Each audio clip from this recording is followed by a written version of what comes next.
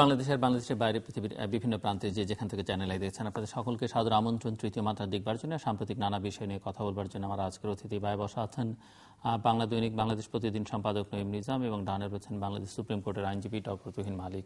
স্বাগত দুজনকে স্টুডিওতে। মিস্টার নঈম নিজাম, আপনি জানেন যে জাতীয় সংসদের সংবিধানের ষোড়শ সংশোধনী বিল উত্থাপিত হয়েছে। অনেকেরই আকাঙ্ক্ষা ছিল যে ষোড়শ সংশোধনী বিলটি হয়তো বাংলাদেশের রাজনৈতিক সংকট সমাধানের জন্য একটা বিল হবে, কিন্তু যে বিলটি উত্থাপিত হলো সেটি আসলে হয়তো সংকটকে গভীর করে তুলবে। রাজনৈতিক সংকট না হোক, বিচার বিভাগের সংকটকেও গভীর করে তুলতে পারে অনেকের মতে। সব বিলিয়ে এটি নিয়ে অনেক আলোচনা হয়েছে গত কয়েকদিন ধরেই। তো আপনি এই বিলটিকে কিভাবে দেখছেন? দেখুন, রাজনৈতিক সংকটের সঙ্গে এই বিলের কোনো খুব একটা সমস্যা হবে না। আমি বলছি না এই বিলের সঙ্গে সম্পর্ক হবে না। অনেক আশা ছিল যে রাজনৈতিক সংকট সমাধানে হয়তো একটা পঞ্চদশ সংশোধনীর পরে ওই ধারাবাহিকতা সংশোধনী একটা হবে অন্যরকম বিষয় নিয়ে। না, সেটা একটা আরেকটা অংশ আর কি। আমরা আসলে মূল বিষয়টা আসলে সংকটটা আমাদের আছে, যেখানে দুই দলগুলোর মধ্যে যে দূরত্ব দিনের পর দিন যেভাবে বাড়ছে, সেই সংকট কোথায় গিয়ে ঠেকবে আর কিভাবে সমাধান হবে আমরা সেটি জানি না। আপনি যে বিষয়টা বললেন, আমার কাছে যেটি মনে হয় সেটা হলো, কেউই কিন্তু আমরা জবাবদিহিতার বাইরে নই, কিন্তু সবাইকে কম বেশি জবাবদিহিতার মধ্যে থাকাই ভালো। আমার কাছে মনে হয় ডক্টর তুহিন মালিক এটা আরো ভালো বলতে পারবেন, কারণ আইনটা হলো কার জন্য? জনগণের জন্য। আদালত কার জন্য? জনগণের জন্য। আমাদের দেশের মানুষের আশাবাদটা ওই জায়গাটুকুতে ছিল যে যেখানে সুপ্রিম জুডিশিয়াল কাউন্সিল এই ধরনের সংকটগুলো নিরসন করতে পারে, সেখানে যে বিচারপতির জন্য অভিশংসন করে তাদেরকে আবার ছিল কিনা, এই প্রশ্নটা কিন্তু শুরু থেকে ছিল, এখনো বহাল। মানুষ মনে করছে যে সরকার এত তাড়াহুড়ো করার দরকার ছিল না। আসলে আওয়ামী লীগের এই মুহূর্তে যে দুটি বিল নিয়ে তারা তাড়াহুড়ো করছে, প্রথমত হলো জাতীয় সম্প্রচার নীতিমালা, আরটি হলো বিচারপতিদের অভিশংসন করার বিধান নিয়ে এই আইনটি। এই দুটি আইন এই মুহূর্তে খুব কি জরুরি ছিল? একটিও আমার কাছে মনে জরুরি ছিল না। কারণ জরুরি ছিল না এই কারণে, এই মুহূর্তে অনেকগুলো সংকট মানুষের, গত 5 জানুয়ারি ইলেকশনের পর মানুষের মধ্যে একটা আশাবাদ ছিল যে একটা অন্যরকম একটা পরিবেশ তৈরি হবে, রুল অব ল বা আইনের শাসন করার ক্ষেত্রে সরকার আরো একটা কঠিন বাস্তবতার মধ্যে থাকবে। মানুষের সে আশাবাদের বাস্তবতা না গিয়ে আমাদেরকে আইনের শাসন অনেক ক্ষেত্রে উপেক্ষিত হচ্ছে, সংকটগুলো উপেক্ষিত হচ্ছে। জাতীয় সম্প্রচার নীতিমালা অবশ্যই দরকার আছে, কিন্তু সেখানে এমন কয়েকটি পয়েন্ট তুলে আনা হলো যেগুলোর কোনো দরকার ছিল না। যে এই মুহূর্তে সরকার যদি কোনো টেলিভিশন বা কোনো সম্প্রচার কারোর বিরুদ্ধে ব্যবস্থা গ্রহণ করার প্রয়োজন পড়তো, সেটি তারা করার সুযোগ ছিল। সুযোগটা কিভাবে ছিল? সুযোগটা ছিল যারা অতীতে যেভাবে ব্যবস্থা গ্রহণ করেছিল কয়েকটি টেলিভিশনের বিরুদ্ধে একই প্রক্রিয়াতে। তো আমার কাছে মনে হয় অতি উৎসাহী কোনো মহলের অতি উৎসাহের খেসারতটাই কিন্তু সংসদে এই দুটি বিল আনা। এই বিলটাই যখন কার্যকর হতে যাবে, আমার কাছে মনে হয় অতীতের কথা একটা কথা মনে পড়ে, যখন বিশেষ ক্ষমতা আইনটি বাংলাদেশ আওয়ামী লীগ সেই সময় তৈরি করেছিল, এর সুফল কিন্তু বাংলাদেশ আওয়ামী লীগ বহন করতে পারেনি। কিন্তু বিশেষ ক্ষমতা আইন পরবর্তী সময় আওয়ামী লীগের বিরুদ্ধে সবচেয়ে বেশি প্রয়োগ হয়েছিল, আমরা সেটি দেখেছিলাম। আমার তো কাছে মনে হয় আরেকটি বিষয়, সেটি হলো বিএনপি একটি আইন করেছিল, সন্ত্রাস দমন আইন। সেই আইনটি কিন্তু বিএনপির বিরুদ্ধে এখন সবচেয়ে বেশি মামলা হচ্ছে। এই মুহূর্তে মামলার প্রক্রিয়া যদি আমরা দেখি, সবচেয়ে বেশি প্রয়োগ কিন্তু বিএনপির বিরুদ্ধে সেই সন্ত্রাস দমন আইন। আর আরেকটা কথা একটু আগে আমরা আলাপচারিতায় ডক্টর তুহিন মালিক বলছিলেন, সেটা হলো যে যেই র্যাব ঘটনটি, র্যাবটা কিন্তু এখন কার বিরুদ্ধে অপপ্রয়োগ হচ্ছে বা প্রয়োগ হচ্ছে, সেটিও কিন্তু বিএনপির বিরুদ্ধেই বেশি যাচ্ছে। যারা যেটা তৈরি করে সেটা কতটা বাস্তবসম্মত, কতটা কি দাঁড়াবে আমরা জানি না। কারণ বর্তমান প্রক্রিয়া, এই যে আইনটি আজকে তুলে আনা হলো, পার্লামেন্টে উপস্থাপন হলো, হয়তো এটি পাশও হয়ে যাবে একটা সময়, পরবর্তী সময় যাচাই বাছাই প্রক্রিয়াগুলো সম্পূর্ণ হওয়ার পর, সংসদীয় কমিটিতে যাওয়ার পর। তো আমার কাছে মনে হয় সরকারকে আর একটু চিন্তা করতে হবে এটা প্রয়োগের ক্ষেত্রে কোন কোন অংশ বাস্তবতার সঙ্গে থাকবে, কোন কোন অংশ দেশের মানুষের জন্য উপকারে লাগবে, এটি একটা বিষয়। হ্যাঁ, সরকার যে কথাটি বলার চেষ্টা করছে যে বিচার বিভাগ কিংবা প্রক্রিয়াকেও জবাবদিহিতার বাইরে থাকার কোনো যৌক্তিকতা নেই। আবার এটাও তো বাস্তব, যেই সংসদস্য যার বিরুদ্ধে অভিযোগ তিনি ইয়াবা সম্রাট কিংবা তিনি গডফাদার, যদি বিচার বিভাগ তার বিরুদ্ধে রায় দেয়, তাহলে সেই রায়টা যখন সেই এমপি যখন দাঁড়াবেন কাঠগড়ায়, আর বিচারপতি যখন তার বিপরীতে বসে থাকবেন, তখন তিনি কি রায় দিবেন, তিনি চিন্তা পড়ে যাবেন। এই সংকটটা ভাবতে হবে। কিন্তু এই ভাবনাগুলো কিন্তু আমরা মনে করছি যে সরকারকে কোথায় গিয়ে দাঁড় করায়, এবং আগামী দিনের রাজনীতি। অনেক সংসদ সদস্য যারা আছেন যারা ল প্র্যাকটিস করেন, তাদেরও একটা ব্যাপার থাকে। কিন্তু তিনি এত আইনজীবীর ভূমিকা, ডক্টর তুহিন মালিক তিনি যদি এমপি হন, কথার কথা, তিনি সংসদ সদস্য হিসাবে, এখন তো অনেক এমপি, কিন্তু অনেক এমপিরা কিন্তু আইন পেশার সাথে সরাসরি সম্পৃক্ত। হয়তো আমরা দেখবো ডক্টর তুহিন মালিকও এমপি হলেন, যদি তিনি রাজনীতির ঢাকা সিটি মেয়রটা হতে চান।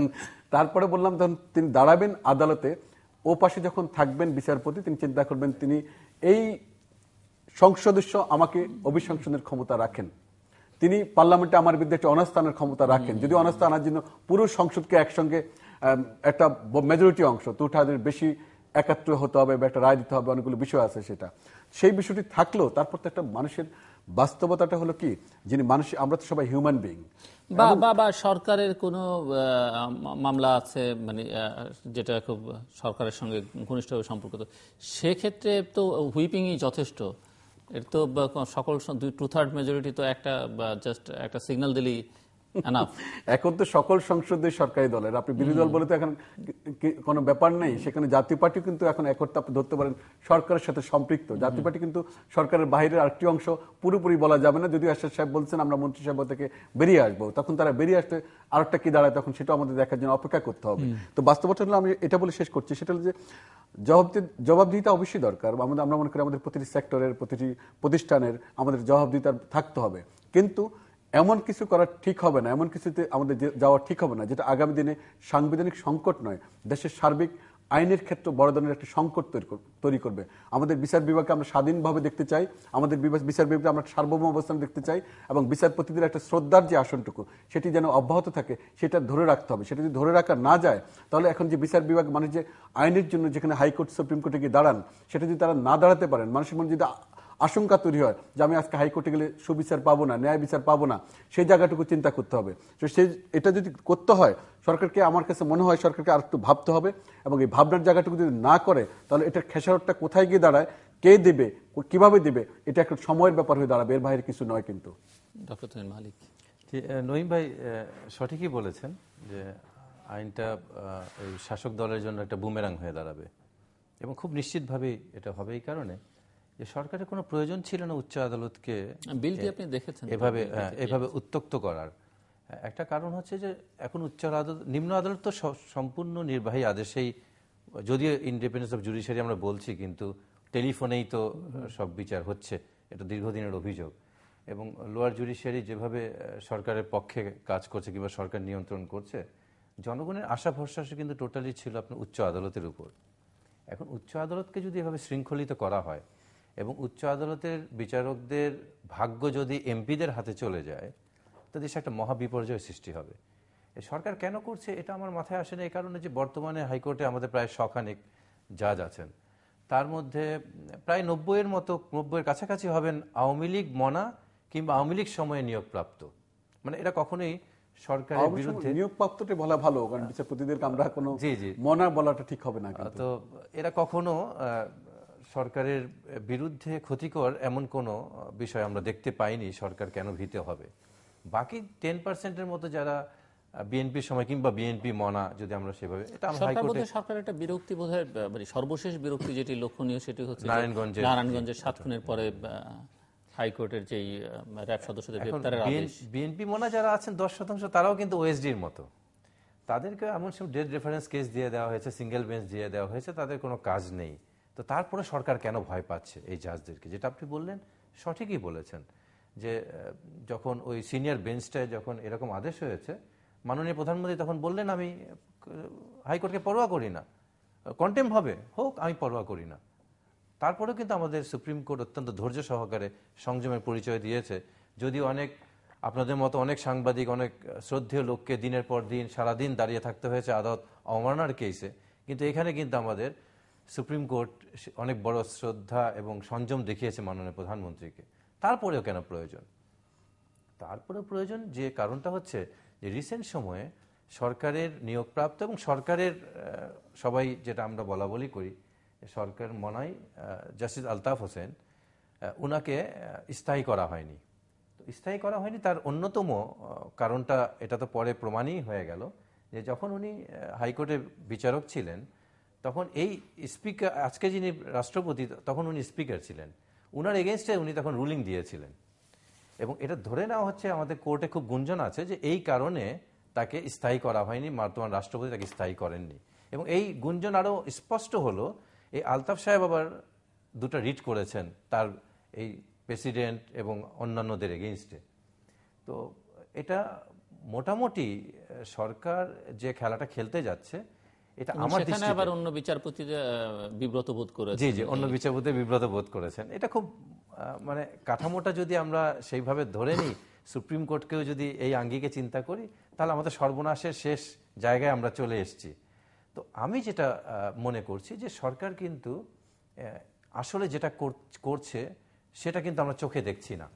সরকার যেটা করতে চাচ্ছে, ভয়ঙ্কর কাজটা করতে চাচ্ছে সুপ্রিম কোর্টের জাজদেরকে সামনে রেখে। কারণ সাংবিধানিক পদগুলা কিন্তু এক্ষেত্রে ইমপিচমেন্টের আওতায় পড়বে, শুধু সুপ্রিম কোর্ট একা পড়বে না। Election commission, public service commission এবং অডিটর, কন্ট্রোলার জেনারেল যারা যারা আছেন, সাংবিধানিক যেগুলো আছে সেগুলো পড়বে। একটা রাষ্ট্র, একটা সংবিধান কিছু পদকে সুরক্ষা দেয়, যেগুলো সাংবিধানিক পদ। সরকার সেগুলোকেও নিয়ে নিতে চাচ্ছে। এখন সরকার যদি এটা করতেই চায়, তাহলে দেখেন যখন দ্বাদশ সংশোধনী হলো 2001-এ, তখন আওয়ামী লীগ কিন্তু, বিএনপি যখন বিলটা আনতে নিল, আওয়ামী লীগ তখন কিন্তু এই বিলের আগেই তারা চিন্তা করেছে যে সংসদীয় পদ্ধতি সরকারের জন্য আমরাই বেশি লড়াই করেছি 1991-তে, আমরাই বেশি আন্দোলন করেছি এবং বঙ্গবন্ধু প্রায় 22 বছর সংগ্রাম করেছেন এই সংসদীয় পদ্ধতি সরকারের জন্য। তখন আব্দুস সামাদ আজাদের নেতৃত্বে আওয়ামী লীগ একটা সংবিধান সংশোধনের একটা প্রস্তাব জমা দেয়।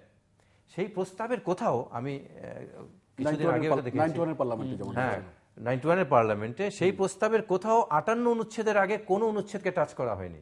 অথচ যখন এই সরকার পঞ্চদশ সংশোধনী করলো, 58 অনুচ্ছেদের আগে তো যা আছে মৌলিক কাঠামোই তারা পরিবর্তন করে দিল।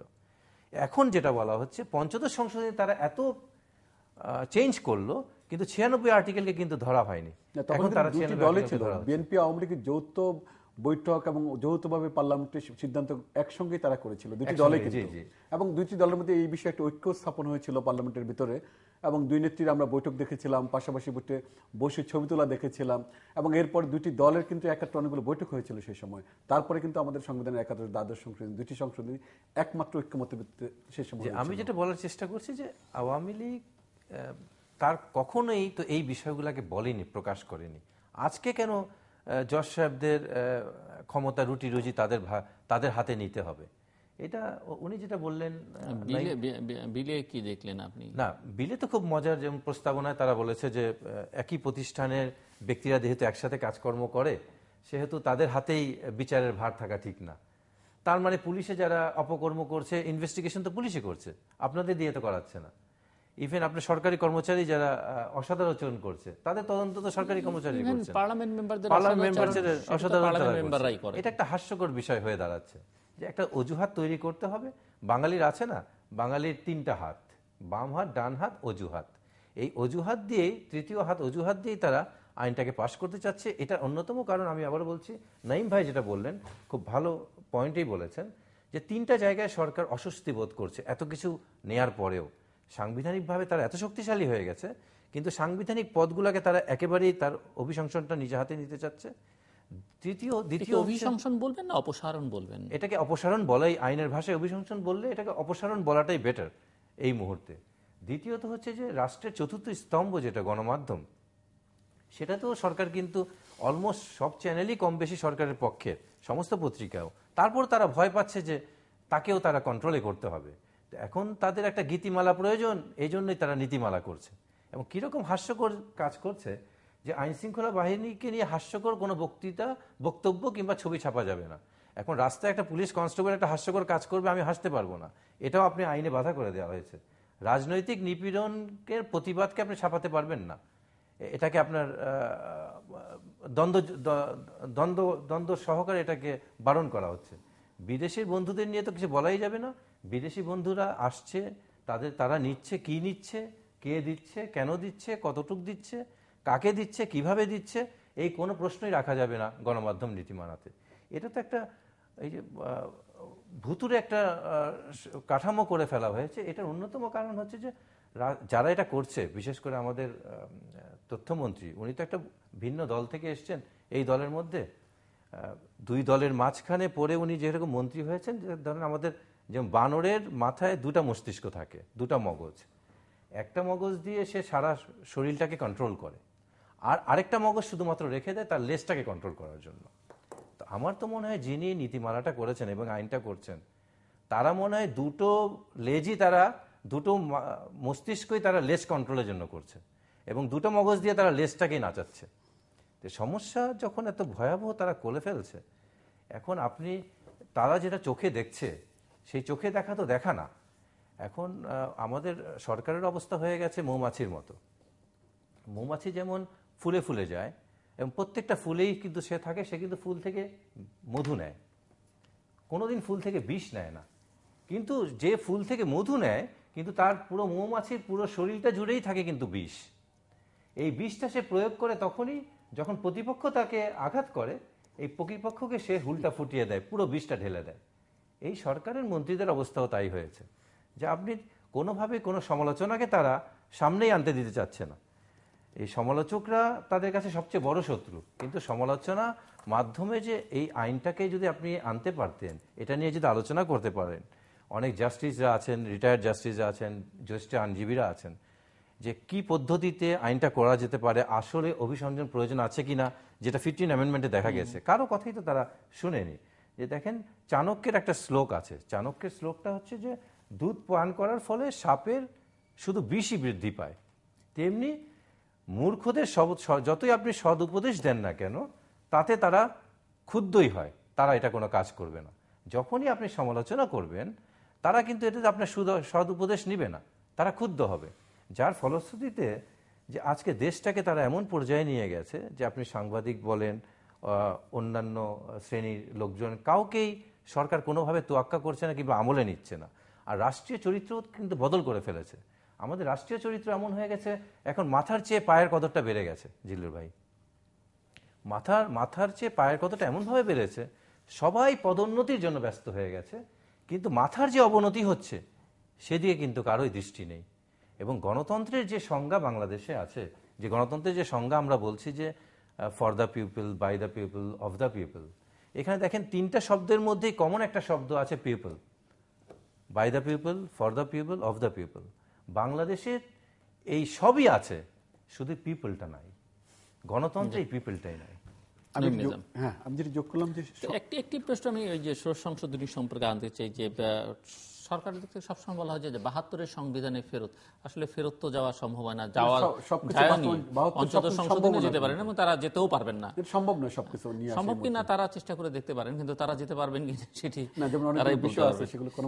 ইভেন এই প্রসঙ্গটাতে উদাহরণ হিসেবে টানা হয় যে 72 এরকমই ছিল, কিন্তু 72-এর বিধান কিন্তু আমি এই আইনের সবটুকু দেখতে পাই না। এটা অনেকগুলো পয়েন্ট, কিন্তু 72-এ যা ছিল, 72-এ অনেকগুলো, যেমন বিসমিল্লাহির রহমানির রহিম, না আমি বলছি যে আপনি এখন যেটা আছে বিচারপতিদের এই অপসারণ বিষয়েও সেটিও কিন্তু 72-এর মতো করা হচ্ছে না। সেটা পুরো সরকার তো আসলে যেটা ঘটলো, আমি যেটা ডক্টর তুহিন মালিক আসলে খুব ভালো বললেন, সরকার এখানে আমার কাছে মনে হয় যেভাবে হোক না কেন, দুইটি বিষয়, এই দুটি আমি আগেও বলেছিলাম যে এই মুহূর্তে অভিশংসন নীতিমালা বা আইন বা পার্লামেন্টে পাশ করে নিয়ে আসে কোনো দরকারই ছিল না। বিচার বিভাগ আমাদের, আমি তো মনে করি খুব পজিটিভ একটা অবস্থানে ছিল। বিচার বিভাগ তার মতো করে তাকে চলতে না দিলে সংকট বরং বাড়বে, কমবে না, বরং সরকার অনেক সংকট নতুন করে যুক্ত হবে বলে আমার কাছে মনে হচ্ছে। আর দ্বিতীয়ত হলো 72 সালের তারা পুরোপুরি, তারা তো আইনটা 72 সালে ফিরে যাওয়ার জন্য করছে না। আপনি যদি সংবিধানটা ফেরত যেতে চান, তাহলে 72 সালের সংবিধান খারাপ ছিল না, আপনি এখন তো সবকিছু আপনার পক্ষে বাস্তবায়ন সম্ভব নয়, বিচারপতিদের প্রশ্নে হোক বা অন্য অন্য যে ইস্যুগুলো আছে সেগুলোর প্রশ্নে হোক। তো সেক্ষেত্রে সরকারকে সতর্কমূলক যে অবস্থান গ্রহণ করে তারা তাদের মতো করে যে আইনটি করার চেষ্টা করছে। আমি এখনো বলছি এটা আলটিমেটলি বুমেরাং হবে, যেখানে ডক্টর তুহিন মালিকও বললেন, এটা সরকারের পক্ষে যাওয়ার কোনো সুযোগ নেই। দ্বিতীয়ত হল সম্প্রচার নীতিমালা, আমি আবারও বলছি সম্প্রচার নীতিমালার কোনো দরকার ছিল না এই মুহূর্তে, দরকার ছিল সম্প্রচার নীতিমালা করতে পারতো, কিন্তু সম্প্রচার নীতিমালার মধ্যে যে 5টি পয়েন্ট দেওয়া হয়েছিল এগুলো দরকার ছিল। দেখুন সম্প্রচার নীতিমালা দরকার, একটা দেশে ঠিক আছে একটা নীতিমালা থাকলো, এটা কোনো সমস্যা আছে বলে মনে করি না। আমরা দাবি করেছিলাম যে আপনারা একটা নীতিমালা করুন, সেই নীতিমালাটা কি হবে, স্টেক হোল্ডার যারা এটা যারা মালিকানা যারা সম্পৃক্ত কিংবা যারা কাজ করছেন তাদের স্বার্থটা কীভাবে সংরক্ষণ করা যায়, তাদের কি কি পজিটিভ অবস্থান তৈরি করা যায় সেই সব বিষয় নিয়ে, কিন্তু সেইগুলো সব কিছুই ঠিক ছিল।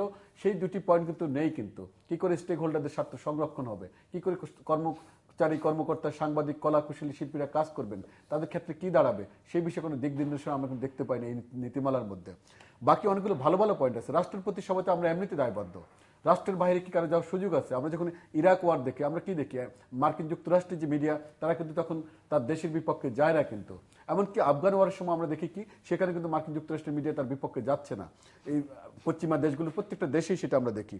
বাংলাদেশের তেমনি সাংবাদিকরা, সংবাদকর্মীরা সকল সময় নিজের কাছে একটা দায়বদ্ধতা নিয়েই কাজ করেন। তাদের নতুন করে যে বিষয়গুলি সম্পৃক্ত হলো, আপনি এখন আনসার বাহিনীর একটি সদস্য যদি কোনো একটি কাজ করে, পুলিশ তো অনেকে উপরের ব্যাপার হয়ে দাঁড়াচ্ছে এখন। সেই আনসার বাহিনীর সদস্য যা খুশি তা করবে, আপনি কিন্তু বলতে পারবেন না। যদি সে মনে করে তার এই কাজটি তার দেশের তার আইন প্রয়োগকারী সংস্থার বিপক্ষে চলে গেছে, তাহলে আপনার বিরুদ্ধে ব্যবস্থা গ্রহণ করা যাবে।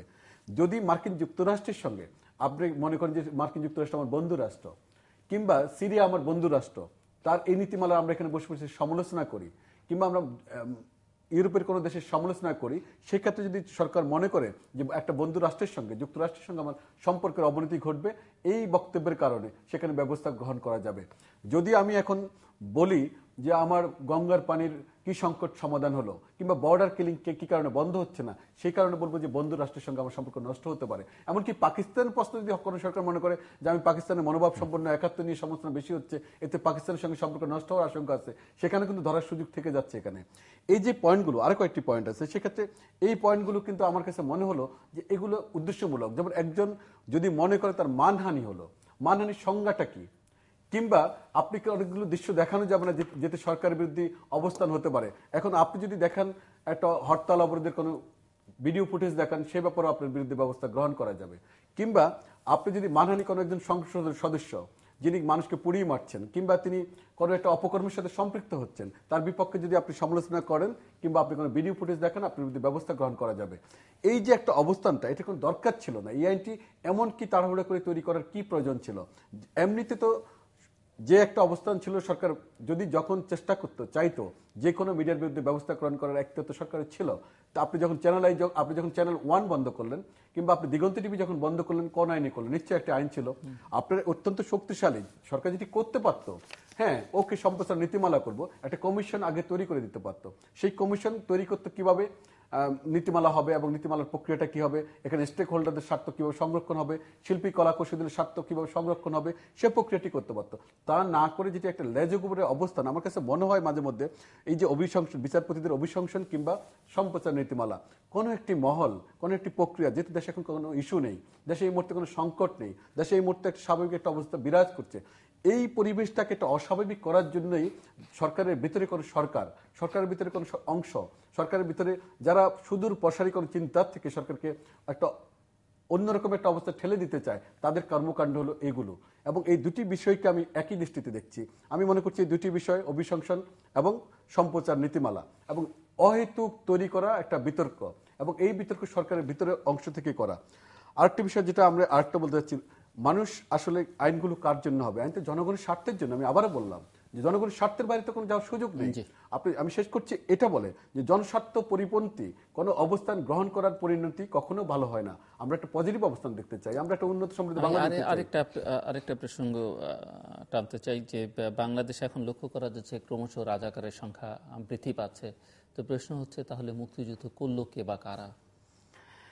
দেখুন, এখন তো দুটি বিষয়, একটা হলো রাজাকারের সংখ্যা তো কম বেশি, রাজাকাররা তো চিহ্নিত, কিন্তু মুক্তিযোদ্ধাদের বেশি রাজাকারদের মাঝে মাঝে যখন দেখি তখন আমাদেরকে অনেক ক্ষেত্রে বিস্মিত হতে হয়। অনেক ক্ষেত্রে মুক্তিযুদ্ধ আমাদের একটা জাতীয় অর্জন, কিন্তু আমরা যদি আমাদের জাতীয় যে সময় সংগঠক যারা ছিল মুক্তিযুদ্ধে, তাদের সম্মানটা প্রপারলি দিতে পারতাম প্রথম থেকে, আমরা যদি জাতির জনক বঙ্গবন্ধুকে তার অবস্থান দিতে পারতাম, আমরা যদি সেই সময় যারা মূল সংগঠক ছিল, সেই সময় নিউক্লিয়ার যারা ছিল, আমাদের সেই সময় যারা মূল ছাত্র সংগ্রাম পরিষদের দায়িত্ব থেকে যারা মুক্তিযুদ্ধকে সংগঠিত করে তিলে তিলে একটি যুদ্ধকে অবস্থা নিয়ে এসেছিল, মুক্তিযুদ্ধ তো একদিনও হয়নি, সবার সম্মানবোধ প্রথম থেকে যদি দেওয়া যেত, প্রথম থেকে কেউ কারো বাজে অবস্থান তৈরি না করতো।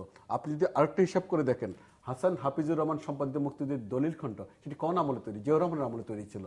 সেই দলিল খণ্ড আপনি প্রতিটি ইতিহাস যদি আপনি দেখেন, একদম বস্তুনিষ্ঠ, নিরপেক্ষ, পজিটিভ। 1981 সালে জিয়াউর রহমানের মৃত্যুর পর থেকে বা তার আগ পর্যন্ত বাংলাদেশের মুক্তিযুদ্ধের ইতিহাস, রাজাকারকে কে আলবদরকে, এগুলো নিয়ে তেমন একটা বিতর্ক হয়নি। এই বিতর্কগুলো শুরু কিন্তু 1981 সালে জিয়াউর রহমানের মৃত্যুর পর থেকে, প্রথম থেকে। যারা এই বিতর্ক তৈরি করুক না করে, একটা উদ্দেশ্যমূলক একটা অবস্থান, সরকারি দলের ভিতরে অতি উৎসাহী একটি মহল, আবার এর বাইরে তো আরেকটি গ্রুপ, দুটি গ্রুপের একদম যৌথ একটি প্রয়াস।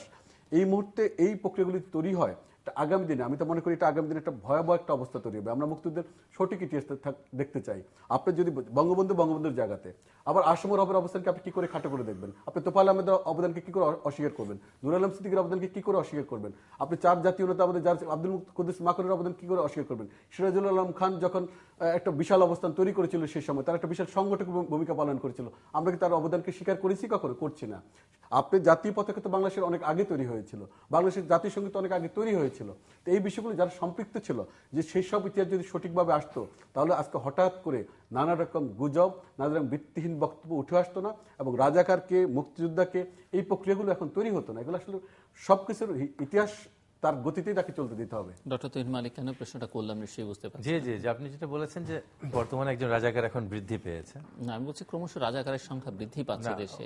গত কদিন একটা বড় রাজাকার বৃদ্ধি পেয়েছে। এটা হচ্ছে যে আমাদের মহান মুক্তিযুদ্ধের উপপ্রধান সেনাপতি একে খন্দকার, এয়ার ভাইস মার্শাল অবসরপ্রাপ্ত একে খন্দকার। আমি সেই সঙ্গে প্রশ্নটা করেছি যে রাজাকারের সংখ্যা যখন এত বৃদ্ধি পাচ্ছে, তখন আসলে মুক্তিযুদ্ধ কে করলো বা কারা করলো? সেটা এটাই দুঃখজনক যে সত্য বললে দেশদ্রোহী রাজাকার, আর মিথ্যা বললে পদক পুরস্কার, এই চলছে যখন দেশের অবস্থা।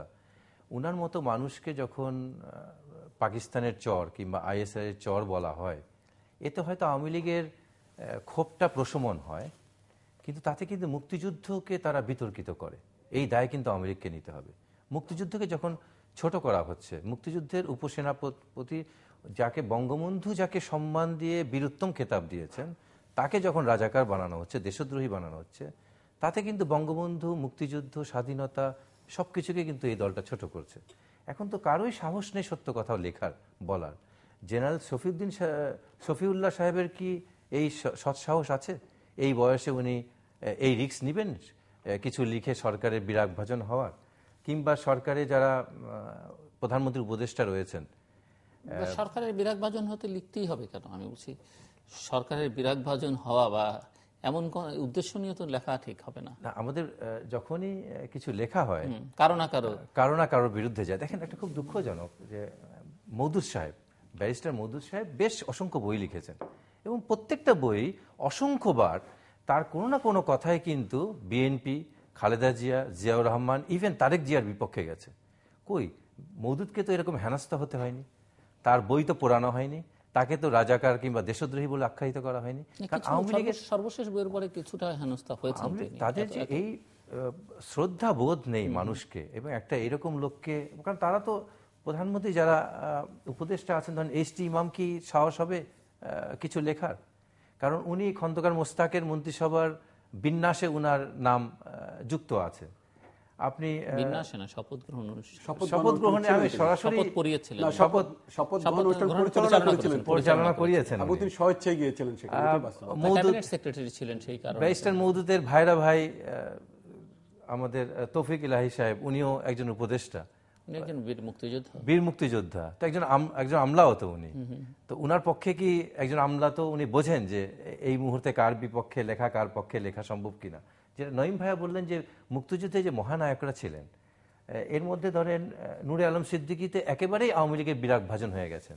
মাহমুদুর রহমান মান্না, অধ্যাপক আবু সাইদ, সুলতান মনসুররা কিন্তু রীতিমতো আওয়ামী লীগের এখন চক্ষুশূল।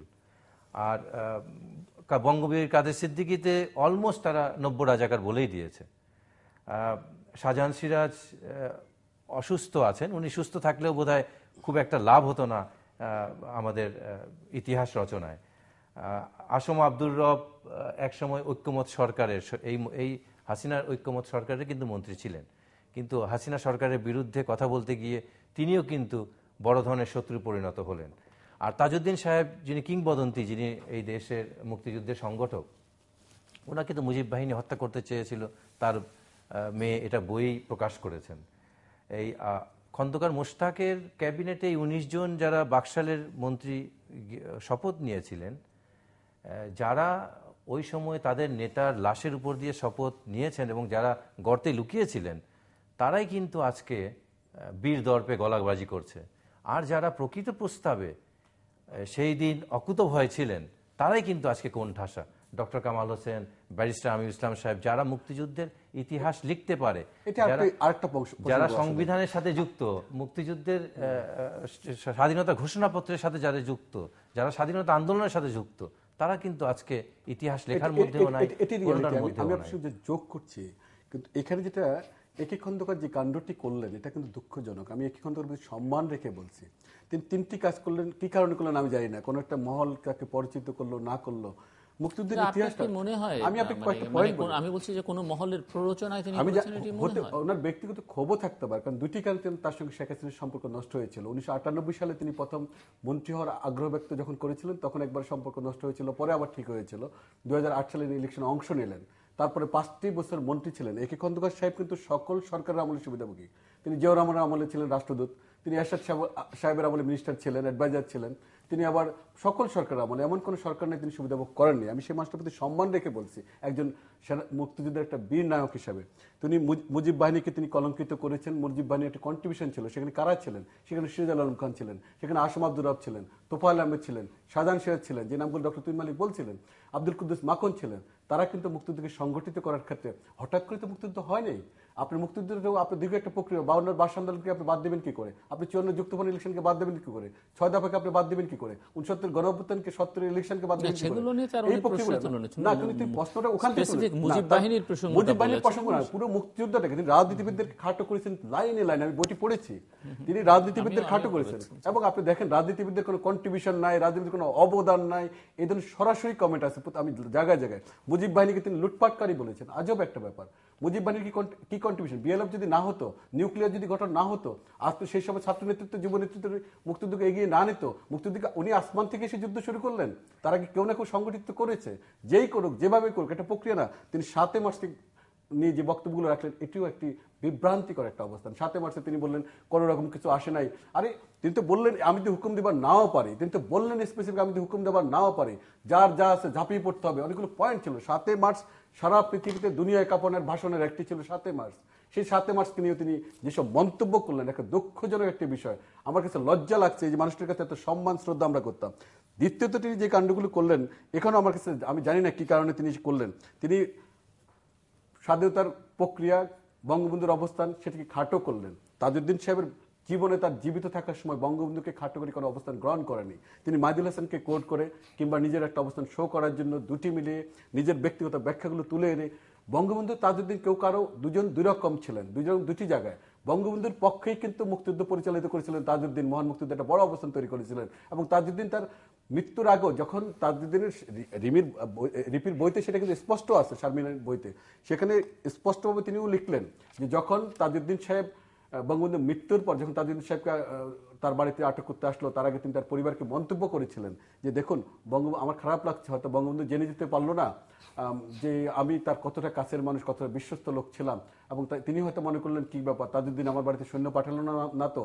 এই যে একটা অবস্থান, এই যে একটা, তারপর তিনি বললো যে ভালো লাগলো আমার, মানে একদম মৃত্যুর আগ পর্যন্ত তিনি একটা প্রমাণ করলেন এবং রক্ত দিয়ে প্রমাণ করলেন, যেটা শারমিন লিখেছিলেন তার বইতে, যে আমি বঙ্গবন্ধুর প্রতি তার আস্থার বিষয়টিকে, একটা একটার সাথে কম্পেয়ার কোনো বিষয় ছিল না। মুক্তিযুদ্ধ আমাদের একটা বিশাল একটা অংশ, সেখানে একে খন্দকার একটা অবদান আছে, সেখানে জিয়াউর রহমানের একটা অবদান আছে, সেখানে সেক্টর কমান্ডার প্রত্যেকের একটা অবদান আছে, সেখানে জেনারেল ওসমানীর অবদানকে আমরা খাটো করে দেখার এক চুল সুযোগ নেই। কারণ জেনারেল ওসমানী মুক্তিযুদ্ধের প্রক্রিয়ার সাথে সম্পৃক্ত হয়েছিলেন এই একে খন্দকারদের অনেক আগে। তিনি সরাসরি বঙ্গবন্ধুর কখন সামরিক উপদেষ্টা হলেন? মার্চের শুরুতে উপদেষ্টা হলেন। আপনি কি দেখবেন না যে আসম আব্দুর রব, এই আসম আব্দুর রবের পতাকা উত্তোলন ওসমানীকে কি বাংলাদেশ স্মরণ করে? এটাই তো দুঃখজনক। আমি সেটাই বলার চেষ্টা করছি যে ওসমানীকে তার অবদান দিতে হবে। সেখানে কিন্তু তিনি ওসমানীর পক্ষে লেখেন না, নিজের গুণগানে গিয়েছেন। কিন্তু পুরো বইতে আমি সেটাই বলার চেষ্টা করছি যে ওসমানী দিতে হবে একদম। আমার বক্তব্য সবাই করেছিলেন একদম, এটাই কিন্তু এটাই তার অপরাধ না, অপরাধ না, তার তো অপরাধ না। তিনি কি ওসমানীর মুক্তিযুদ্ধের অবদান আমরা খাটো করে দেখার সুযোগ আছে? আমি সেটাই বলছি, যার যা অবদান, ওসমানীর যেটা অবদান তাকে দিতে হবে। সিরাজুল আলম খানের অবদানকে খাটো করার সুযোগ নাই এখানে। মুক্তিযুদ্ধে তার একটা বিশাল অবদান ছিল। আপনি প্রত্যেকের অবদানকে কিন্তু অস্বীকার করে কাউকে খাটো করলাম, কাউকে বড় করলাম। আমাদের যারা যখন যে ইতিহাস লেখে নিজের মতো করে, জিয়াউর রহমান জীবিত থাকা গেলে জিয়াউর রহমানের যে রাইট আপটা লিখে গিয়েছিলেন, কাউকে খাটো করার নেই, নিজেকেও বড় করার নেই। আমার কথা হলো যে এতে কি জিয়াউর রহমান খাটো হয়ে গেলেন? মানে আওয়ামী লীগ তার সমালোচনা করলেও তাতে কি আসে যায়? যার যা অবস্থান, মুক্তিযুদ্ধের যার যেটা অবদান সেটা দিতে হবে। ইতিহাসের নায়ক থাকবে, মহানায়ক থাকবে, এবং সহচর থাকবে, সবকিছু মিলেই কিন্তু একটা ইতিহাস তৈরি হয়। কিন্তু আমি নিজের একটা অবস্থান তৈরি করার ইচ্ছা মতো আমার কাছে মনে হয় দীর্ঘদিনের একটা প্রক্রিয়া, সে প্রক্রিয়াটা আমাদের মুক্তিযোদ্ধা বাংলাদেশ কয়দিন পর আমরা হয়তো শুনতে হবে যে বাংলাদেশের মুক্তিযুদ্ধ, বাংলাদেশের কোনো মানুষের গণমানুষের অবদান নেই, এই যুদ্ধ হঠাৎ করে শুরু হলো, হঠাৎ করে শেষ হয়ে গেল, অন্য কেউ এসে আমাদের স্বাধীন করে দিল, আসমান থেকে পয়দা হলো, এগুলো করাটার সুযোগ নেই। এটা একটি রাজনৈতিক প্রক্রিয়া ছিল, দীর্ঘ রাজনৈতিক সংগ্রামের ফসল ছিল আমাদের মুক্তিযুদ্ধ। এটাকে আড়াল করার, মুক্তিযুদ্ধ এবং রাজনৈতিক নেতৃবৃন্দকে খাটো করার কোনো সুযোগ নেই। আজকে লাস্ট আসমু আব্দুর রব আমার পত্রিকাটা লেখা কিন্তু প্রকাশিত হচ্ছে। একে খন্দকারের বইয়ের কিন্তু মূল আবার এই বিষয়টিও আছে যে বাংলাদেশের এই মুক্তিযুদ্ধ বাংলাদেশের মানুষই করেছে। এটা কিন্তু বাংলাদেশের মানুষ তো অবশ্যই এসেন্সটা বোঝার চেষ্টা করি। না অবশ্যই বাংলাদেশের মানুষের করা, কিন্তু কিন্তু তিনি পুরোপুরি মানুষের অবদানটা সেভাবে আনেন নেই। এটা কি যুদ্ধটা কি আসমান থেকে পয়দা হয়েছিল? তিনি সেটা বলে, তার বক্তব্যটা এরকম। তিনি আরেকটা জায়গায় লিখেছেন, আমরা তিনি একটা বিভ্রান্তির মধ্যে ছিলেন। তিনি দীর্ঘ 18 বছর পাকিস্তান বিমান বাহিনীতে থাকার কারণে বাংলাদেশে তখন কিভাবে সংগ্রামটা সংগঠিত হয়েছিল আপনি পূর্ব অধ্যায় আনবেন না? কি করে তাদের দিন আহমেদরা কি করে জাতির জন্য বঙ্গবন্ধু শেখ মুজিবুর রহমানের নেতৃত্বে জাতীয় পতাকা উত্তোলন করলো, কেউ ইশতেহার পাঠ করলো, এগুলো কি আপনি আনবেন না? আপনি অতি 7 মার্চের ভাষণকে খাটো করবেন? এটা তো হয় না। আপনার একটার সাথে তার সম্পৃক্ত, একটার সাথে একটা জোড়া লাগবে। আপনি নিজাম যেভাবে বলছেন এবং জাতীয় সংসদে যেভাবে সিনিয়র নেতারা তাকে নিয়ে কথা বললেন, তাহলে তিনি কিভাবে এই 7 মাস আগে 5 বছর মন্ত্রিত্ব করলেন এই সরকারের? এটাই তো দুঃখজনক। এখানে আমার বক্তব্য। আমার কাছে আরেকটা কথা এই অনুষ্ঠানে বলে যায় আপনার সামনে। আমার কাছে মাঝে মাঝে মনে হয় যে আওয়ামী লীগ, যেটা আসলে নূর আলম সিদ্দিকের শব্দতেই বলতে চাই, যে আওয়ামী লীগ জানে না কাকে অন্দর মহলে রাখতে হবে আর কাকে রাখতে হবে বালাখানায়। এই যে শব্দগুলো আওয়ামী লীগের তো অবস্থানটা নেই, তো যেই কারণে আওয়ামী লীগের এই সংকটটা ধরে। আমি তো মনে করি আওয়ামী লীগের এই ক্যাবিনেটেও, এখন যে ক্যাবিনেট আছে সেখানে 3 জন লোক এখনো যুক্ত, যারা এর থেকেও খারাপ কিছু, মানে মুক্তিযুদ্ধ নিয়ে বলবেন না, তারা হয়তো শেখ হাসিনাকে নিয়ে একটা কিছু লিখে বসবেন, এবং যে লোকগুলোকে হয়তো জামাইয়াদের এখন রাখা হয়েছে। আওয়ামী লীগের যদি সঠিক অবস্থান প্রথম থেকে, গত ক্যাবিনেটটা কি ছিল, কোথেকে হাইব্রিড টাইব্রিড নিয়ে এসে বিভিন্ন প্রক্রিয়া থেকে লোকজন এসে একদম এমন একটা ক্যাবিনেট করা হয়েছিল যে বাংলাদেশ আওয়ামী লীগের রাজনীতি তাদের আসলে একটা খামখেয়ালিপনা। তারা মনে করে যে আমরা যা খুশি তা করবো, বাংলাদেশের মানুষ এটা মেনে নিচ্ছে, বাংলাদেশের মানুষ আমাদের সমর্থন দিচ্ছে, বাংলাদেশের মানুষ আমাদের কাছে দায়বদ্ধ, এরকম একটা অবস্থান প্রত্যেকটি ক্ষেত্রে। আপনি এখনো রাষ্ট্র পরিচালনা করার ক্ষেত্রে এবারে যদি ক্যাবিনেট ভালো, আমি মনে করি একটা পজিটিভ, একটা অনেকগুলো ভালো মানুষের বা ভালো দক্ষ মানুষ, ভালো মানুষ বলতে দক্ষ মানুষের সংখ্যা অনেক বেশি। তো রাষ্ট্র পরিচালনার ক্ষেত্রে আপনি যদি তাকান, সেখানে একদম খামখেয়ালিপনা আমরা দেখতে পাই। এবং আপনি প্রত্যেকটি ক্ষেত্রে মানে কি, মানে তারা কি চায় এটা মনে স্পষ্ট না। এটা উনি যেটা বলেছে এটা তো নতুন কোনো বিতর্ক না। 96 সনে যখন এই সরকারের মন্ত্রী ছিলেন একে খন্দকার, তখন উনি মন্ত্রী ছিলেন না, এমপি ছিলেন। এমপি ছিলেন এবং 98 সালে তিনি একটি বাই ইলেকশন জিতে এসেছিলেন, তখন তিনি মন্ত্রী হওয়ার আগ্রহ ব্যক্ত করেছিলেন। জি, যখন উনি পরিকল্পনা মন্ত্রী ছিলেন তখনও কিন্তু উনার মন্ত্রী থাকাকালীন তার একটা বই প্রকাশিত হয়েছিল, মুক্তিযুদ্ধের পূর্বাপর গ্রন্থ। সেখানেও কিন্তু তিনি একই কথা বলেছেন। এবং 96 সালে এটা নিয়ে এরকম বলেন না, ওই বইটাও আমি পড়েছি, এরকম ভাবে এরকম করে স্পষ্ট ওই সময় এটা নিয়ে বিতর্ক শুরু হয়েছিল যে হুমায়ুন আহমেদ এর জ্যোৎস্না ও জননীর গল্প এবং দেয়াল গ্রন্থেও কিন্তু শুধু তাই নয়, এই তথ্যগুলো যখন সন্নিবেশ করেছেন মুক্তিযুদ্ধের পূর্বাপর বই নিয়ে উনি যখন পরিকল্পনা মন্ত্রী বিগত আমল শাসন আমলে, তখন আমার যতদূর মনে পড়ে বাংলাদেশ প্রতিদিনও লেখা হয়েছে। ওখানে কিন্তু এই লেখাটা হয়েছিল তখন তিনি মন্ত্রিসভায় বিসমিল্লাহির রহমানির রহিম তুলে দেওয়ার প্রস্তাব করেছিলেন। শেখ হাসিনা তখন তাকে ধমক দিয়ে বলেছিলেন সেটা আমি করব না। এটাই আমরা তখন প্রকাশ করেছিলাম। এবং সেই কারণে 7 মার্চের ভাষণে যে জিএ পাকিস্তান শব্দটি, এই কথা কিন্তু এর আগেও নির্মল সেন তার বই আমার জীবনে 71-এর যুদ্ধ বই লিখে গেছেন। আরেক সেক্টর কমান্ডার কাজী নুরুজ্জামান তার একটা বই রিমেম্বার্স বাংলাদেশ লিবারেশন ওয়ার 1971 বইয়ে লিখেছেন। আহমেদ সফার যে প্রবন্ধটা আছে, যেটা সলিমুল্লাহ খান এটাকে এডিট করেছেন, সেখানে বেহাত বিপ্লব 1971 বইতেও এই জিএ পাকিস্তানের কথা বলা হয়েছে, যে 7 মাসের ঘোষণায় বলা হয়েছে। অলি আহমেদের বই জাতীয় রাজনীতি 1945 থেকে 1975 বইয়েও কিন্তু এই কথা বলা আছে যে বঙ্গবন্ধু ভাষণের শেষে জিএ পাকিস্তান বলেছেন। 2011 সনের 7 মার্চ যুগান্তর পত্রিকায় একটা কলাম লিখেছিলেন আতাউস সামাদ। কলামটা ছিল যেভাবে আমরা পেলাম দিনটিকে। সেখানেও কিন্তু আতাউস সামাদ বলেছেন যে এই জিএ পাকিস্তান বলেছেন, কিন্তু বাংলাদেশ জিন্দাবাদ বলতো, কিন্তু জিএ পাকিস্তান বদরুদ্দিন ইভেন তখন পাকিস্তান জিন্দাবাদ বলতো, এটা ছিল জয় বাংলা আর পাকিস্তান। বদরুদ্দিন ওমরের লেখা আমার জীবন 3য় খণ্ড বইটা, সেখানে কিন্তু বদরুদ্দিন ওমর এই প্রসঙ্গ নিয়ে এসছেন। আরো মজার বিষয় হচ্ছে সাবেক প্রধান বিচারপতি এবং তত্ত্বাবধায়ক সরকারের সাবেক প্রধান উপদেষ্টা বিচারপতি হাবিবুর রহমান, উনি তার বই বাংলাদেশের তারিখ যে প্রথম সংস্করণ যেটা হয়েছিল সেখানে কিন্তু এই কথা বলেছেন। পরে কিন্তু উনি যখন সেকেন্ড এডিশন করেছেন, এটাকে যে কারণে হোক, প্রেসারে হোক, সমালোচনা হয়েছিল, এটাকে চেঞ্জ করে দিয়েছেন। আরো মজার বিষয় হচ্ছে কবি শামসুর রহমান তার স্মৃতিচারণমূলক বই কালো ধুলায় লেখা, যে বইটা আছে কালের ধুলোয় লেখা বইতে একদম স্পষ্ট বলেছেন যে বঙ্গবন্ধু জয় বাংলার সাথে জিয়ে পাকিস্তান বলেছেন। তো আমার পয়েন্ট যেটা হচ্ছে যে আওয়ামী লীগ এই বিষয়টাকে স্বীকার করলে সমস্যাটা কোথায়? কারণ একটা লোক তো, আমাদের রাজনীতিতে হচ্ছে কি, আমাদের ইতিহাসেও তাই, প্রত্যেকটা চরিত্র জিল্লুর ভাই সুপার ভিলেন কিংবা সুপারম্যানের চরিত্র। এখানে কোনো রক্তমাংসের মানুষ থাকতেই নাই। বঙ্গবন্ধু তো একটা রক্তমাংসের মানুষ, উনি তো সুপারম্যান ছিলেন না। এবং উনি রাজনৈতিক সীমাবদ্ধতা ওনার ছিল, যেহেতু উনি একটা রাজনৈতিক নেতা, এবং রাজনৈতিক সীমাবদ্ধতার কারণে ওনাকে অনেক কৌশল অবলম্বন করতে হয়েছে। একজন রাজনৈতিক নেতা কৌশল অবলম্বন করেন, রাজনৈতিক কৌশল। হয়তো উনি রাজনৈতিক কৌশলে উনি এটা বলতে পারেন, এবং বললে যে ওনার 7ই মার্চের ভাষণটা নষ্ট হয়ে গেল, ধ্বংস হয়ে গেল, কিংবা উনি ছোট হয়ে গেলেন, এটা তারা কোত্থেকে পেলেন? আর এটাও তারা চিন্তা করছে যে যারা বঙ্গবন্ধুকে এই বিষয়গুলোকে কোনোভাবে আনতে চায় না, মূলত রাজনীতি তারা করছে বঙ্গবন্ধুর নাম বিক্রি করে। বঙ্গবন্ধুর সমালোচনাকে তারা সহ্য করতে পারছে না, এটাকে একটা বাণিজ্য হিসাবে তৈরি করে বসছে।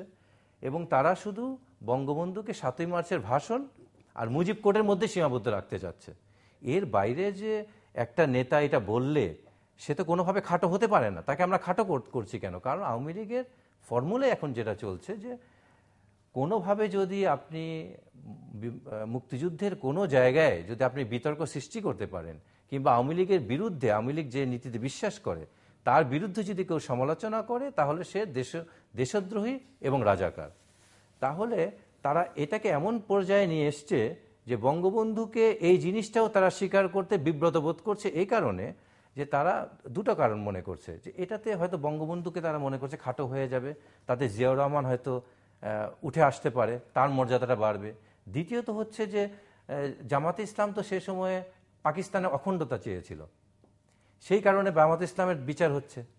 তো এই কথা যদি বলে তাহলে তো আওয়ামী লীগও পাকিস্তানের অখণ্ডতা চেয়েছিল, কিন্তু অখণ্ডতার জন্য কিন্তু বিচার হচ্ছে আওয়ামী লীগ কখনো অখণ্ড চায় না। যদি এই কথা যেটা বিচার তো আর অখণ্ডতার জন্য একটা তো রয়েছে পরিষ্কার, কিন্তু তারা গণহত্যা করেছে, সেটা করেছে, সেটা তো একটা ফৌজদারি অপরাধ। রাজনৈতিক বড় অপরাধ তো হচ্ছে তারা যুদ্ধের আগেও তারা অখণ্ডতা চেয়েছিল, মূলত তাদের যে আদর্শ ছিল। এখন তারা চিন্তা করছে যে এই একে খন্দকারের ভাষায় যদি আওয়ামী লীগ, তৎকালীন আওয়ামী লীগ যদি অখণ্ডতা চেয়েছিল, তাহলে তো একই দোষে দুজনই যুক্ত। তাহলে জামাতে ইসলামের যদি এটার কারণে বিচার হয়, তাতে আওয়ামী লীগেরও বিচার হবে। এটা একদম এক হতে পারে না কখনো। আওয়ামী লীগ না হলে কি মুক্তিযুদ্ধ হতো? আওয়ামী লীগ না হলে কি ৭০ ইলেকশন হয়?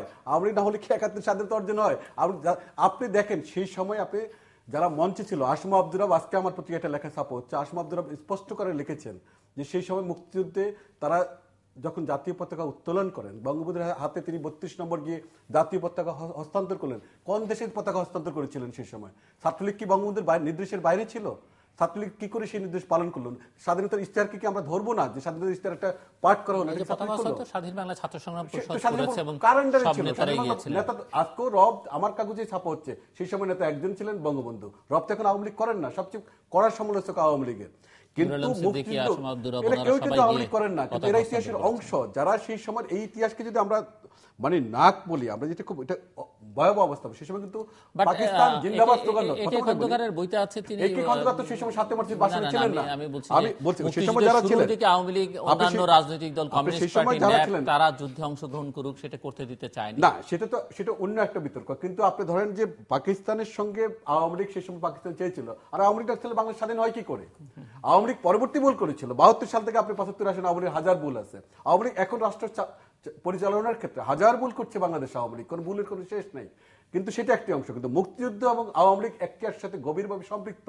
আমি যদি এখন জামাতের সাথে আওয়ামী লীগের তুলনা করতে এটা ভয়াবহ অপরাধের মধ্যে তুলনা করছি না। আমি যেটা বলছি যে পাকিস্তানের অখণ্ডতার বিষয়, না এটা অখণ্ডতার বিষয়। আওয়ামী লীগ অখণ্ডতা চায় নাই। আওয়ামী লীগ সমালোচনা, রাজনৈতিক সমালোচনা বঙ্গবন্ধু করা যাবে না, যুদ্ধ কি করে হয়? এটাই তো বড় ধরনের ভুল। একে খন্দকার কি আসমান থেকে যুদ্ধ করলেন? হঠাৎ যুদ্ধ শুরু হয়ে গেল। একে খন্দকার নামক একটা ব্যক্তি পাকিস্তান বাইরে থেকে যুদ্ধ শুরু করে দিলেন, কিভাবে হলো? উনি কি বিদ্রোহ করেছিলেন? উনি বিদ্রোহ করেন নাই। তাহলে কেউ না কেউ যুদ্ধ শুরু করেছে। উনি তো মুক্তিযুদ্ধের না, আমি উপপ্রধান সেটাই তো বলছি। সেনাপতি ওটা কার আন্ডারে? ওটা আওয়ামী লীগ সরকার না।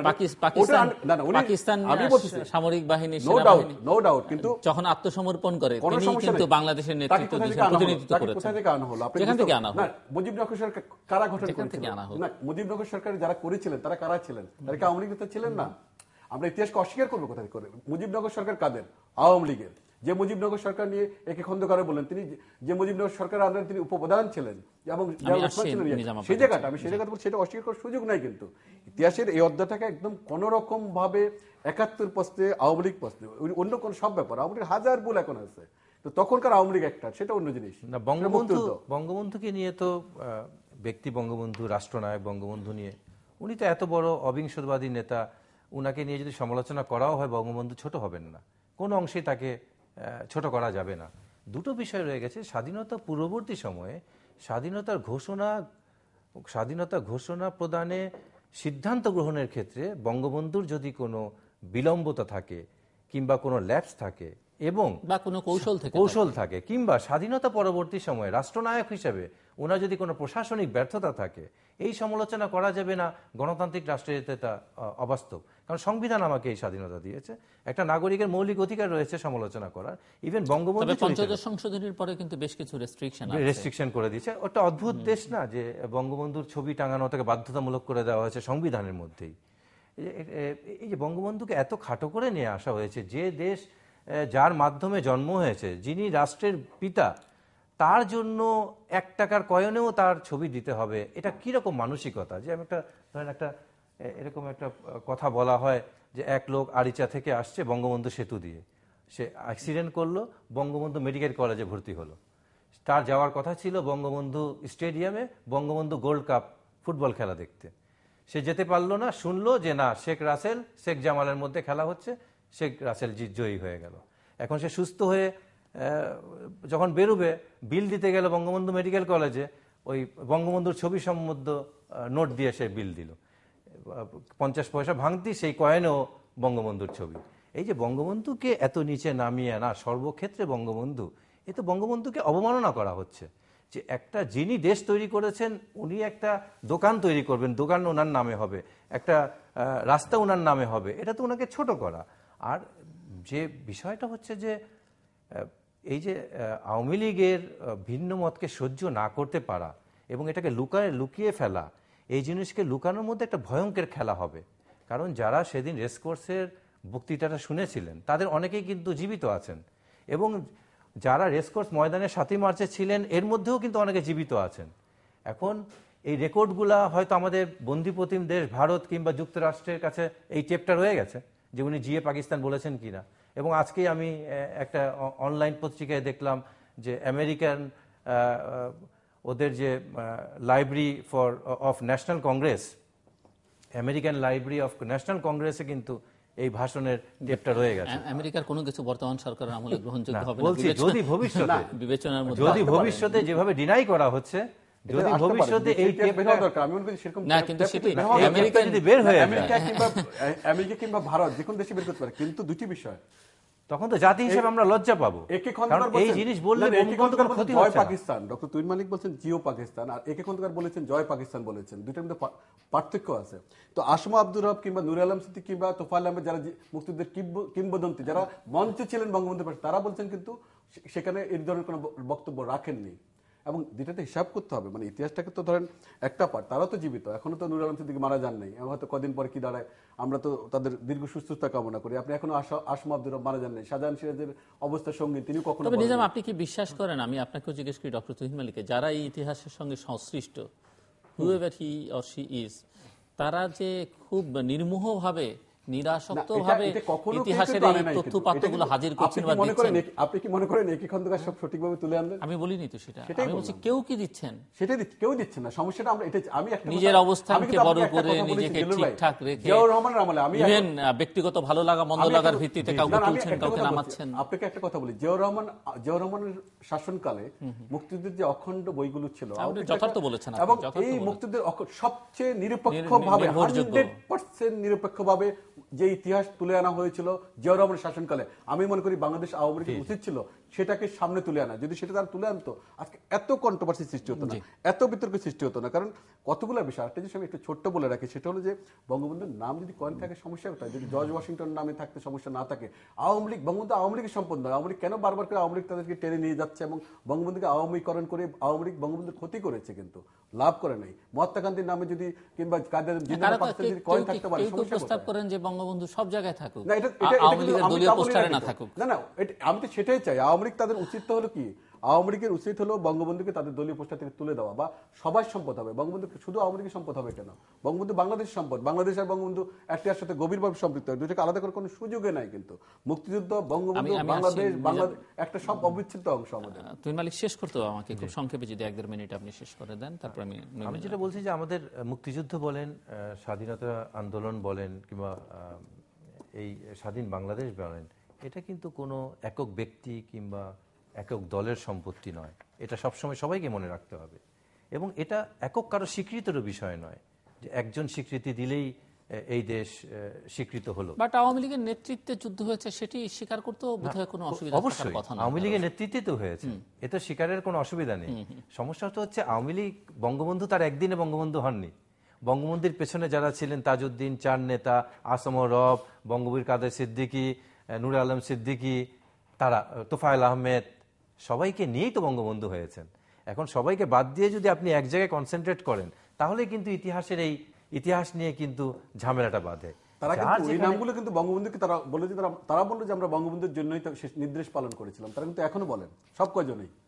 এখন ওই সময়ে যে আমাদের মুক্তিযুদ্ধের কিছু মিথ আছে, এটা রাষ্ট্রের স্বার্থে, জাতির স্বার্থে এটাকে চুপ থাকা ভালো। আমাদের কিছু বিচ্যুতি রয়েছে, কিছু সীমাবদ্ধতা রয়েছে। কিছু জায়গায় ধরেন আমাদের যদি বলা হয় যে 70-এর নির্বাচনের পর সরকার কিভাবে 72 সনে ম্যান্ডেট পেল, এটা একটা সাংবিধানিক প্রশ্ন, আইনগত প্রশ্ন না। আমি যেটা বলছি যে এগুলোতে চুপ থাকা ভালো। কারণ এই রাষ্ট্রে যখন স্বাধীনতা অর্জন করলো, অনেক মিথ আমরা তৈরি করেছি। এই মিথগুলো আমাদের গৌরবের অংশ। মহান মুক্তিযুদ্ধ আমাদের গৌরব, বঙ্গবন্ধুর নেতৃত্ব আমাদের গৌরব। এই জায়গাগুলোকে কেন সংসদে দাঁড়িয়ে চেঁচামেচি করে যে লোকগুলা জানতো না সেটা জানানো হলো, যে লোকগুলা বিশ্বাস করতো না তাদেরকে বিশ্বাস করানো হলো, এই গলাবাজি করে কুলঙ্গার বলা হলো একে খন্দকারকে সংসদে দাঁড়িয়ে। তাতে তো একে খন্দকারের মর্যাদা নষ্ট হয়নি, আমাদের মুক্তিযুদ্ধকে তারা নষ্ট করলো। এই যে তারা আত্মঘাতী কাজটা করছে, যে একসময় দেখেন ডাইনোসর বিলুপ্ত হয়ে গেছে, কিন্তু তেলাপোকার দাপট কিন্তু চলছে। এই যে তেলাপোকারা যেভাবে দাপট দেখাচ্ছে, তাতে কিন্তু সমাজ, সংসার সবই ধ্বংস হবে এবং জাতির জন্য একটা কঠিন বিপদের সম্মুখীন হবে। আমরা চাই আমাদের রাজনৈতিক দল, আমাদের নেতৃত্ব সঠিক এমন জায়গায় থাকুক, তারা ইতিহাস নিয়ে টানাটানি না করে, ইতিহাস নিয়ে বিতর্ক সৃষ্টি না করে, ইতিহাসকে বাণিজ্যিক চর্চা না করে আগামী সমৃদ্ধ বাংলাদেশের ইতিহাস তৈরি করুক তারা।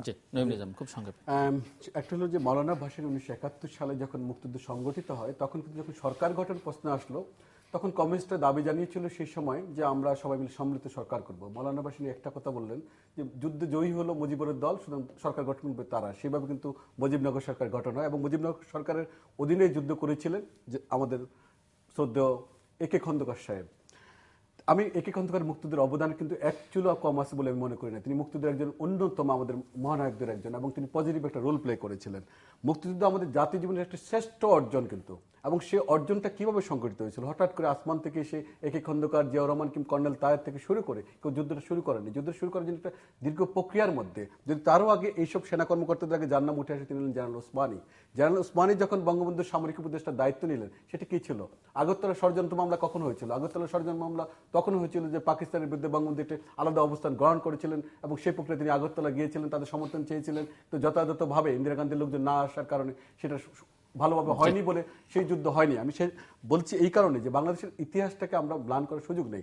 72 সালের আওয়ামী লীগের অনেক ভুল ছিল, 75 সালের আওয়ামী লীগের অনেক ভুল ছিল, বর্তমানে আওয়ামী লীগের হাজার ভুল আছে। তো 1971 আওয়ামী লীগ একটা অবিচ্ছেদ্য অংশ, সেটি অন্য একটি অংশ এবং সেই অংশটুকু মুক্তিযুদ্ধের সংগঠিত, মুক্তিযুদ্ধের যারা নায়ক ছিলেন, সংগঠক ছিলেন, যারা অবস্থান নিয়েছিলেন তাদের বক্তব্য যেখানে একটা স্পষ্ট, যে সেই স্পষ্ট হলো যে আমরা সেই সময় যুদ্ধটা মৌলানা ভাসানী থেকে শুরু করে, মৌলানা ভাসানী নিজে তখন কি করতেন, মৌলানা ভাসানী তো সে সময় আলাদা অবস্থান গ্রহণ করতেন, তিনি তা করেননি, তিনি মুজিবনগর সরকারকে সমর্থন দিয়েছিলেন এবং তার উপদেষ্টা ছিলেন। আমাদের কমরেড মুজাফফর সাহেব কি ছিলেন, মুজিবনগর সরকার উপদেষ্টা ছিলেন, মনি সিং মুজিবনগর সরকার উপদেষ্টা ছিলেন এবং তারা কিন্তু সুযোগ দিয়েছিলেন। ব্যারিস্টার মওদুদ আহমেদ এইসব নেতাদেরকে কি বাংলাদেশ সেই অর্থে মূল্যায়ন করছে না, এখানে তো আমার আপত্তি। এবং মূল্যায়ন করতে হবে যার যা অবদান এবং যার যা। ব্যারিস্টার মওদুদ আহমেদ, আমি শেষ করছি এটা বলে, আপনার ব্যারিস্টার মওদুদ আহমেদের বইগুলো যদি আপনি দেখেন সেখানে কিন্তু স্পষ্ট করে বলা আছে, মার্চে সে বর্ণনাও দেওয়া আছে কি করে ব্যারিস্টার মওদুদ আহমেদ তখন বঙ্গবন্ধুর সঙ্গে বিভিন্ন জায়গায় আসা যাওয়া করতেন, কি করে বিদেশি সাংবাদিকদের কাছে বঙ্গবন্ধু তার অবস্থানটা ব্যাখ্যা করতেন, কি করে আওয়ামী লীগ তার অবস্থান ব্যাখ্যা করেছিল।